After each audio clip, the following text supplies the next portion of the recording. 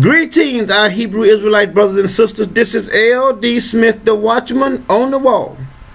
Israel, it is our Sabbath. Grab that King James. But first and foremost, we want to wish all of our sisters and brothers all over happy Sabbath. And that being said, we're going to go forth into our teaching tonight. We got a fine teaching as always. And we're going to be dealing with drinking alcohol beverages tonight, okay? And we want to show you that the world has deceived Israel on the deal about drinking alcohol, okay? Well, drinking wine. As a matter of fact, today here in the New Egypt was a day of drinking wine day. I mean, they got days for everything over here in Egypt. But anyway, let us go ahead and get started, and we're gonna show tonight that what the Most High says about drinking, and that there's not anything wrong with a person drinking a little bit of wine. All right. Now that being said, let us go forward here into our teaching. But we know Jesus, Lucifer, aka Jesus, he was nothing but a drunk. You know, because he knew our culture. He knew that the Most High had given us wine in order to drink. You know, so when he came to the planet, he just became a drunk. Yes, he became a drunk, and then not only that, he wants to come down here and set up camp and then run the planet, you know, and do what the Most High said he was doing, and then take the credit for the Most High. But anyway, I just thought I might throw that out there. But anyway, let us go into our teaching. We are in the book of Ecclesiastes, the 8th chapter, verses 15. Now let us look at that. It says here, "Then I command mirth, because a man has no better thing under the sun than to eat and to drink and to be merry." Now my question to anyone out there: how can you be merry if you're not a little tipsy? I didn't say drunk now. I say a little tipsy. See, because I used to drink years ago too, and me myself, I couldn't get enough. Oh yeah, I was one that abused it.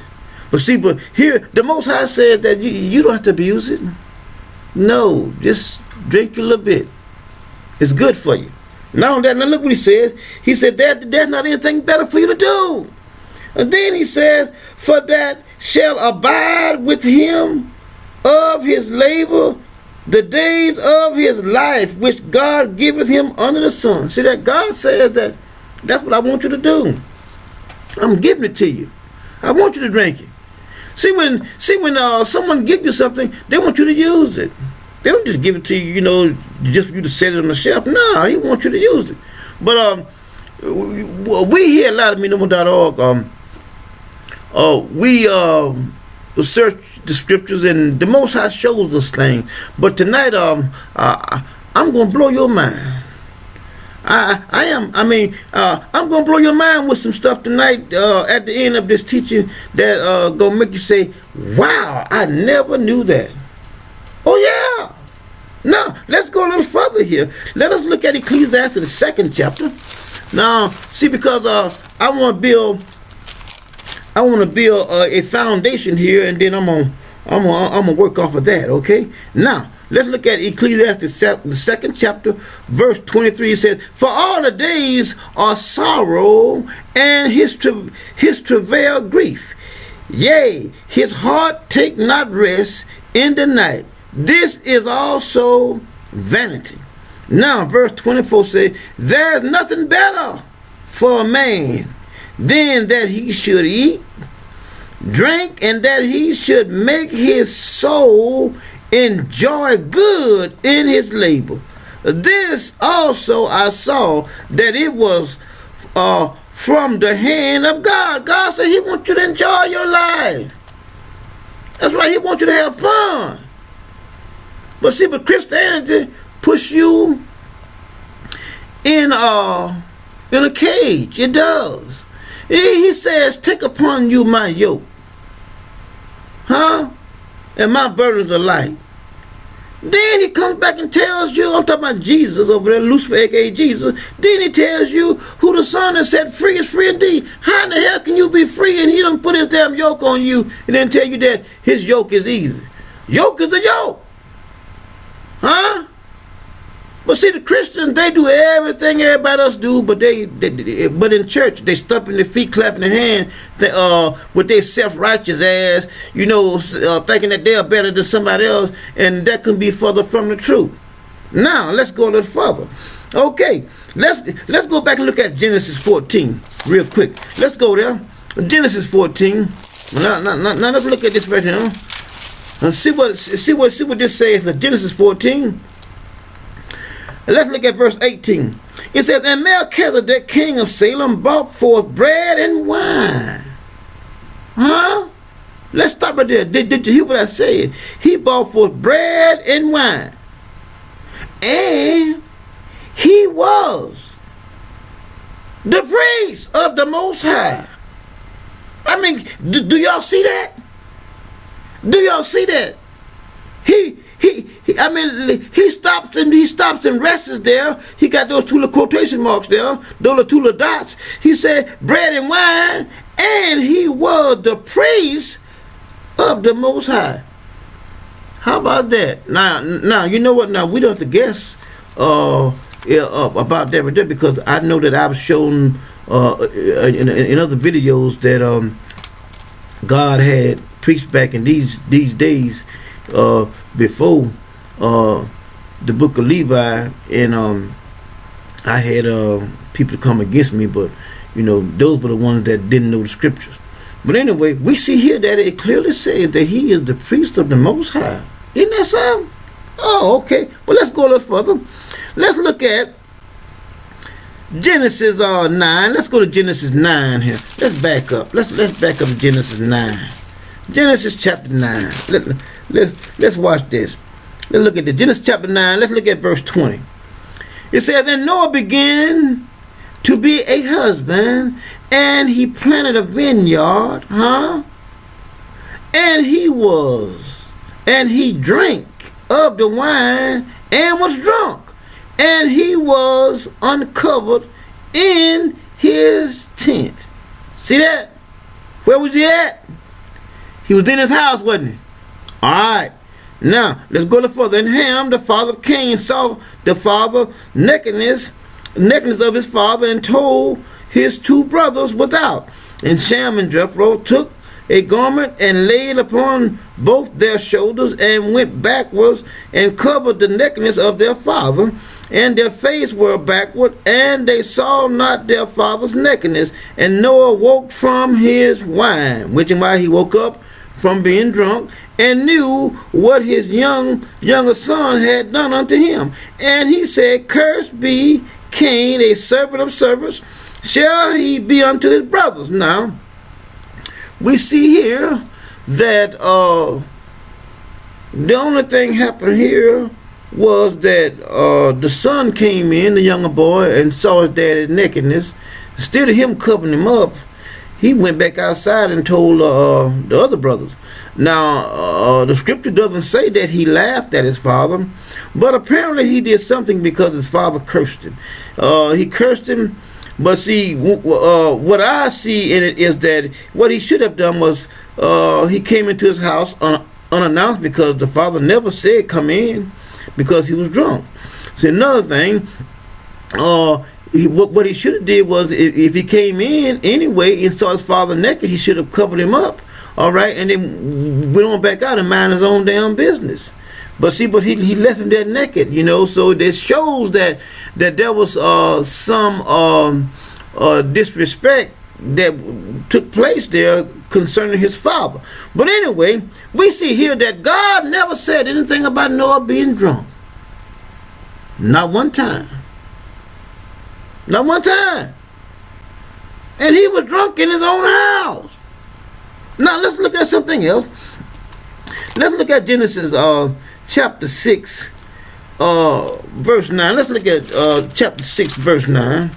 Chapter 6 verse 9. Let's look at that. Let's look at how God looked at Noah.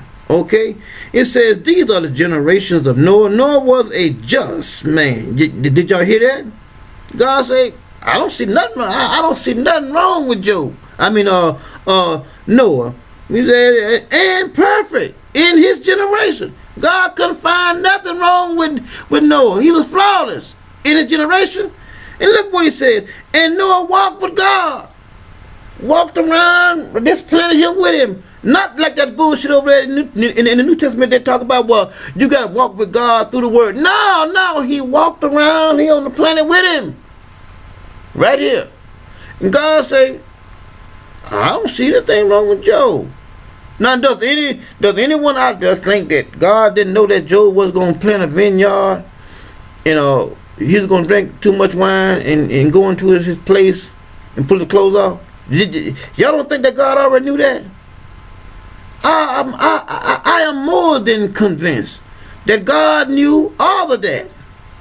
I have taught on subjects about God knowing the end from the beginning. That's over in Isaiah. God knows everything. Don't anything catch him by surprise? Nothing. Now let's go a little further here. Let's look at Psalms. Let's look at Psalm 14, because I know a lot of them, think that they know the Bible. Let me tell the watchman something. Well, you're not going to tell me anything because you don't know what you're talking about, okay? Now, I'm going to show you guys a scripture here that some of these Christians out there, or some of them who want to come against the watchman and say, well, see right here, I can show you. No, you're not going to show me anything. Let's go to Psalms 14. Let's look at what King David says here. He said, the fool has said in his heart, there is no God. The fool, okay? They are corrupt. They have done abominable work. There is none that doeth good. The Lord looked down from heaven upon the children of men and see if there were any that did understand and seek God. They are all gone aside. They altogether become filthy.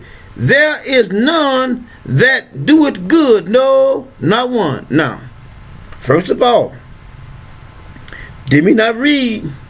They said that Job was perfect, just, and upright in his generation. Did we read that? That's right.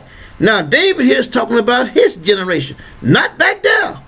Not back there. And David talking about his people who is under him. Not way back there, Hezekiah and all these back. No. He's talking about these people here that is up under him. But see, you get those that don't know how to read the Bible, and they say, oh, well, see right there, David said, no, David talking about those that are up under him. He's not talking about Noah back in Noah days, because it explicitly says Noah was righteous in his generation. Now we're going to move forward. I just thought I might, stop them before they get started, but anyway, I got something for them anyway. All right, now, let us go forward here. We're going to look at Psalms 104. Let's go there. Psalms 104. Let's see what it says there. Psalms 104. All right. Let's look at verse 13, 14, and 15. Psalms 104, verse 13, 14, and 15. All right.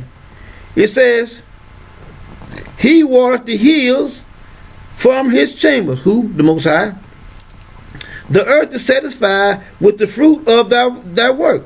He caused the grass to grow for the cattle and herd, for the service of man, that he may bring forth food out of the earth, and wine that maketh glad the heart of man, and oil to make his face shine, and bread which strengthens a man's heart. So God says, I'm the one that's giving you wine. Just like I give the cattle grass, I'm giving you wine. So now let me ask y'all a question. This is not a hard question, neither a trick question. But when someone gives you something, they expect for you to use it. Isn't that right? God giving them the wine to drink because he wants you to drink it, but he didn't say get drunk. Because when you get drunk, you begin to do things that you wouldn't do when you had, maybe a couple of drinks.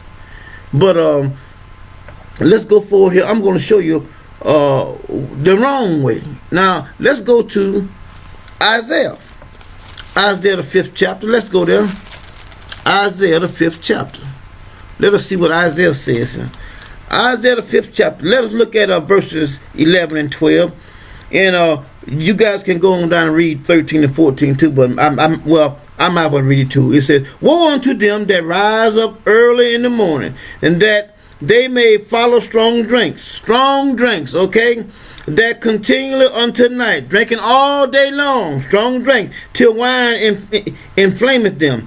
He say, "And the harp, and the viol, the tabret, the pipes, and the wine are in their feasts, but they regard not the work of the Lord, neither consider the operation of his hands." See that? See, so when you get drunk, here's Israel drinking all day long, just getting drunk. Don't want to do no work for the Lord or nothing. I mean, all you want to do is just drink. See, this is what he's talking about here. But he's not saying anything about them drinking, taking a drink. He says, shit, you're drinking all damn day long. Up until night, you still drinking. That's what he's saying. Then not only that, you letting my work, go to the wayside. And see, that's what happens when a person gets involved into alcohol and they become an alcoholic, and they allow the alcohol to dictate to them instead of taking care of the matters that should be taken care of, the matters that are at hand. Okay, but they decide to go and do, they get lazy and then don't want to do anything. And see, this is what happened here. We're already in hell. We're in hell right now. But look what happened. He said, "Therefore my people are gone into captivity because they have no knowledge." No knowledge of what? That you shouldn't be drinking all that. That you shouldn't be drinking all of it. So then, what happens here is you get on down here and it tells you about them, and they dried up with thirst. He said, "Therefore hell hath enlarged," this 14, herself, and opened her mouth without measure, and the glory of the multitude of their pomp, and he that rejoice shall descend into that. See that? Just drinking all the time. See, we already are in hell. And then see, when you just rejoice into it, you just be engulfed into it, then you start doing silly ass things, and then they put you in jail. You cause more problems into your life. Remember when David said that if I made my bed in hell? David wasn't talking about going down into no ground or nothing. David was talking about when he was in trouble, when his back was up against the wall. He said, even when I was in trouble, you was there. Huh? You were there. So we see here, we're not talking about going down to no ground, burning hell. No. He's not talking about that at all. Okay, now let's go a little further here. Let us look at let's stay in that chapter. Let's look at verse 20 through 23. It says, "Woe unto them that call evil good and good evil, that put darkness for light and light for darkness, that put bitter for sweet and sweet for bitter." Now see, when a person is drunk, they can't discern right from wrong. They can't. And especially when it's concerning them, they can't be wrong. I used to drink years ago. And can a person get a word in edgeways? You know every damn thing. Now look what it says here. "Woe unto them that are mighty to drink wine, and men of strength to mingle strong drinks." And like I said, when you mingle up all that stuff, I mean, we used to drink E&J brandy, cheap ass liquor. What else? That bumpy face gin, that old Blue Label, vodka. I mean, all that old rot gut, E&J, Grey Goose. When you mix all that stuff up together, boy, I tell you, you're going to be crazy. You're going to be crazy. And see, this is what's taking place, he says, in 23. He says, which justify the wicked for reward, and taketh away the righteousness of the righteous from him. See that? This here is what happens when a person gets drunk. They can't discern. Now, let's go a little further. These are the wrong ways I'm showing you here about drinking alcohol beverages. Now, let's go back to the book of Leviticus. Now, I'm going to show you something here. I'm going to hit on something here in Leviticus, and I'm going to revert back to this same verse because there's so much in this verse that I'm only going to talk about a little bit of it now, then I'm going to come back to it. Leviticus chapter 10, verse 9. Let's read 8 and 9. It says, and the Lord spake unto Aaron, saying, do not drink wine nor strong drinks, thou nor thy sons with thee when thou go into the tabernacle of the congregation, lest ye die. And he tells them that this here is what I want you to always remember throughout your generation. All right, now let's go a little further. We're gonna go to the book of Psalms 60. Let's go to Psalm 60. The book of Psalms chapter 60. Let's go there. Let's see what it says here. Psalms chapter 60. Let me look at something here. Let's look at verse 3. He says, thou shalt show thy people hard things. Thou hast made us to drink the wine of astonishment. See that? Drink the wine of astonishment. Now, let's go a little further here because I want to show you something. We're going to go to the book of Deuteronomy, the 29th chapter. And watch this right here. Deuteronomy 29, the 9th chapter. Let's look at that. 29, the 9th chapter. All right. That's the one I want. Now, Deuteronomy 29, 6. Deuteronomy chapter 29, verse 6. Look what it says here. He said, ye have eaten bread, neither have ye drank wine or strong drinks, that ye may know that I am the Lord your God. See that? He's telling them, I want you to get away from getting drunk. There's nothing wrong with drinking a little bit, but when you get drunk, then you forget about me. Now let's go a little further here. Let us go to Hosea. Let's go to Hosea here. Hosea, the 4th chapter. Let's look at this right here now. Hosea, the 4th chapter. Let's look at verses 9, 10, and 11. And 12. Okay, let's look what it says. It says, and there shall be like people like priests, and I will punish them for their ways and reward them for their doing. Now, when you got a priest that's all jacked up, the people gonna be just like him. You got a priest that's getting drunk or drinking all the time, then the people gonna be just like him. But look what he said. He said, I'm gonna punish y'all.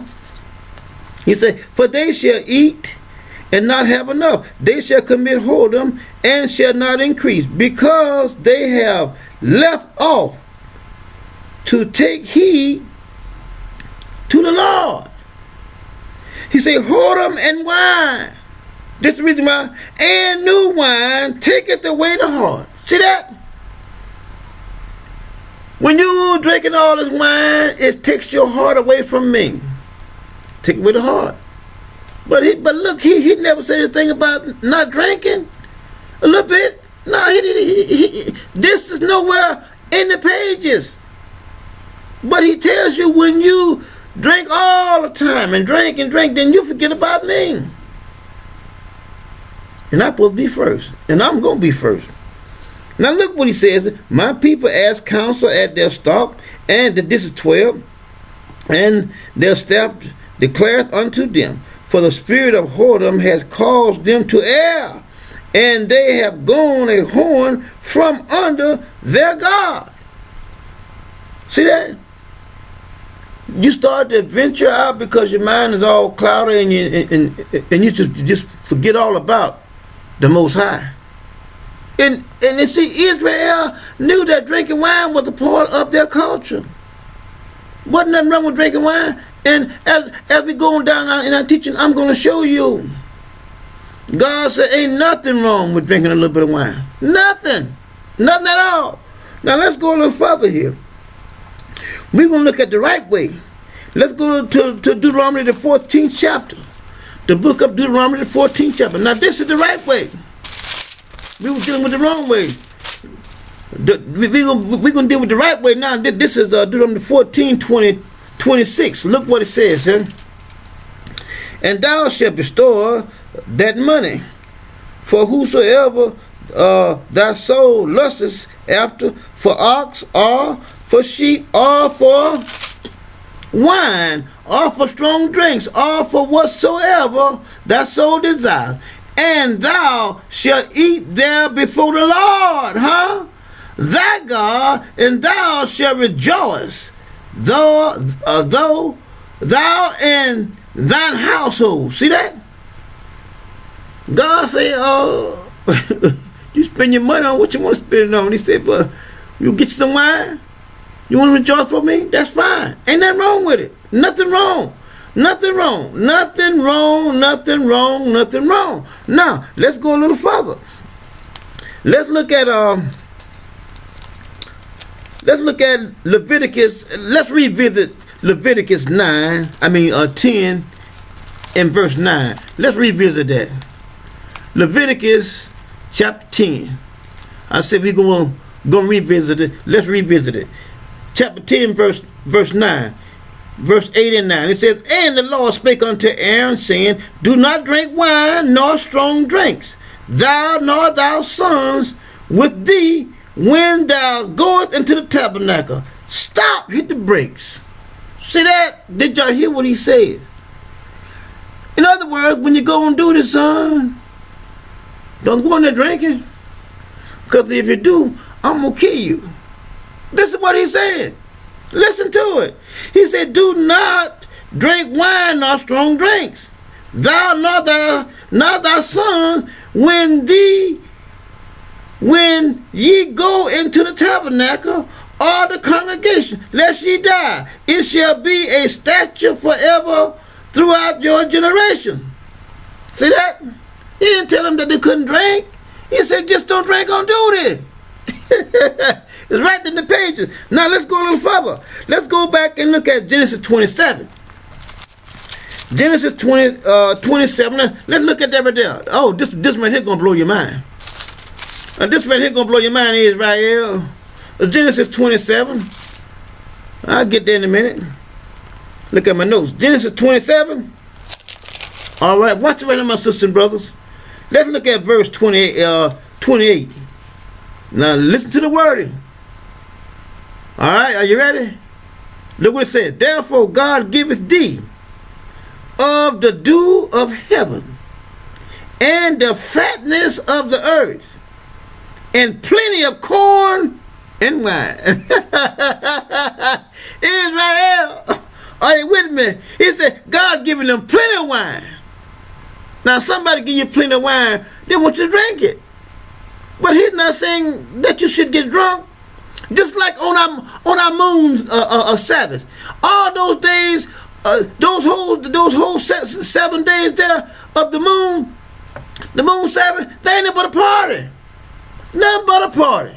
I mean, all the nations around used to watch Israel party, and you know, this is me, you know, looking back at my ancestors when they was partying, and you know, back in the biblical days and whatnot. And I'm saying this, not them, because I know other nations was watching us, and I see how, you know, the party was. And I'm saying that the party was over here with Israel and wasn't shit over there with them, because they were watching us. That just like now. Now, and even when I was a kid growing up, our people knew how to throw a party.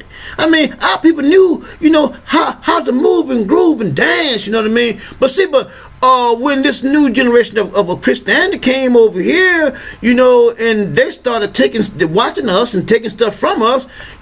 For instance, like Elvis. Elvis went down there and watched those black boys, and he came back and made millions. And all he could do is twist a little damn leg. Y'all know how he twists a little leg. That's all he did. And then called him their king. Ain't that something? And went down there and watched those black boys for I don't know how long. And then came out and all he could do is twist little damn legs on stage. Oh, he's our king. Elvis wasn't shit. He damn sure couldn't dance. That's for damn sure. But anyway, I just want to show you that God gave our ancestors plenty of wine. He wants you to drink now, but not get drunk. Now, let's go a little further here. Let's go to Proverbs 3 and 9. Let's go to Proverbs chapter 3. Let's see what it says here. All right, it says, honor the Lord with all thy substance and with the first fruit of all thy increase. Honor God with all your substance. Y'all want to see what we're talking about? Huh? Watch it right here. I'm going to show you something. Let's go to, do you guys remember when they would bring in all the offerings? And they would bring in a wine offering, a drink offering for God. The Most High was drinking with his, he was drinking with his people. The Most High was. I know some may not see it like I said, like I'm saying, but if you go back and read it, it says that the drink offering was wine for the Most High. Well, I got to prove it, right? I know that. I got to prove it because he goes out in left field, y'all. But anyway, I'm going to show you what King David did. Let's go to Chronicles. Let's go to First Chronicles. First Chronicles. Let's go to Chronicles. Let's look at, as I got it here. Yeah, let's go to First Chronicles 16. Over there, the First Chronicles 16. Let's look at verses. What I got here. Let's look at verses 1, 2, and 3. All right. Look at it. It says, so they brought the ark of God and set it in the midst of the tent that David had pitched for it, and they offered burnt sacrifice and peace offering before God. And when David had made an end of offering the burnt offering and the peace offering, he blessed the people in the name of who? The Lord, the Most High, not in the name of Jesus. See that, Christians? Jesus wasn't no damn way around. Now look what he says. And he dealt every one of Israel, both man and woman, to every one a loaf of bread and a good piece of flesh and a flagon of wine. The party's on, y'all. Huh? I told you, they are people that came out of caves. I'm talking about Western civilization and the rest of them. They learned how to party from us, from our ancestors, by watching us. David gave everybody in Israel a flag of wine. Now go home and drink it. Eat and be merry, because that's what the Most High said he wants you to do. He said there's nothing better under the sun than for a man to eat, drink, and be merry. Nothing better. Now, let's go a little further. Let's look at Leviticus chapter 23. Watch this right here. Watch this right here. Leviticus chapter 23. I got to prove it. Leviticus chapter 23. Let's look at verses.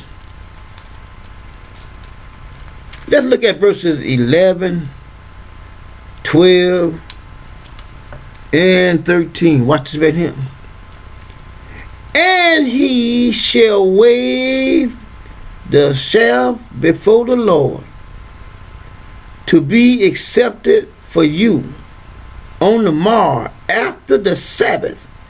The priest shall wave it. Are you with me?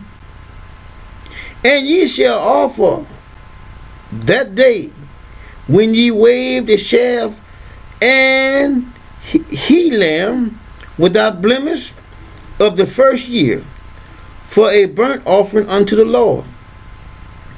And the meat offering thereof shall be 2/10 deal of fine flour, mingled with oil, an offering made by fire unto the Lord for a sweet Savior. And the drink offering thereof shall be of wine, that fourth part of a hymn. So my sisters and brothers, look to me, God getting his drink on with his people. Right there in the pages. Right there in the pages. Oh yeah. God is getting his drink on. He said wine. And you offering it unto the Lord. Oh yeah. Right in the pages. But I know some of you gonna say, well, oh no, you twisting it, you trying to make it. No, I'm not. It's right in the pages. But anyway, let's go a little further. Let's go to Numbers. Let's go to Numbers. Numbers 28. Numbers 28. Let's look at verse 7 here. But let's look at verse 6 and 7. It says, it is a continual burnt offering which was ordained in Mount Sinai for a sweet savor, a sacrifice made by fire unto the Lord. And the drink offering thereof shall be a fourth part of an hymn for the one lamb. In the holy place shall thou cause the strong wine to be poured unto the Lord for a drink offering. Strong drink. Now there's only two places that this is allowed. This is one of the places in I read to you, I think it was in Deuteronomy, where he talks about a strong drink. But those are the only two places that it is allowed for to have consumption of a strong drink. Now, that being said, let us go a little further. Let's go ahead and close this out. Well, no, that was in Leviticus, the 23rd chapter, where we was talking about the strong drink. Those Leviticus and Numbers is the only two places that I am aware of God making it illegal, or he is allowing it. Okay, now let's look at Judges 9. Let's go to Judges 9. Judges 9, chapter 13. I'm just gonna pull something up out of here just to show you, you guys, how the Most High operates. Because, like I said, Western civilization have told us lies, and our ancestors' lies from the time they hit these shores, even until this day. They are still lying to us, and I am here, to show my people what the Most High, is showing me. Nothing more. Now, let's go a little further here. We're in Judges, the 9th chapter. Am I right? Yes. Okay, let's look at verses 12 and 13. Okay, it says, then said the trees unto the vine, come thou and reign over us. And the vine said unto them, should I leave my wine, which cheereth who? Which cheereth who? See, I told you God was drinking with his people. I told you he was. If it doesn't spell it out, then to the ones that does not have a revelation from the Most High, they'll say, oh no, he's talking out of his head. But here, when I find a scripture and then show it to you where you can even disputed. It is undisputable. You know, then you still find some of those knuckleheads out there still want to try to argue. But look what it says. I mean, it's right in the pages. He says, which cheereth God and man, and go to promote even the trees. Now, I told you God was drinking with his people. Didn't I tell you that earlier? I told you, what if I say, I'm going to prove it. My sister and brother, we here at loudandminimal.org. We hope that you have enjoyed our Sabbath teaching, and we look forward to our midweek teaching. The rib will be back next week, and we look forward to coming into your homes again. And we here at loudandminimal.org, we wish all of our sisters and brothers a happy Sabbath. My sisters and brothers, until next time, shalom.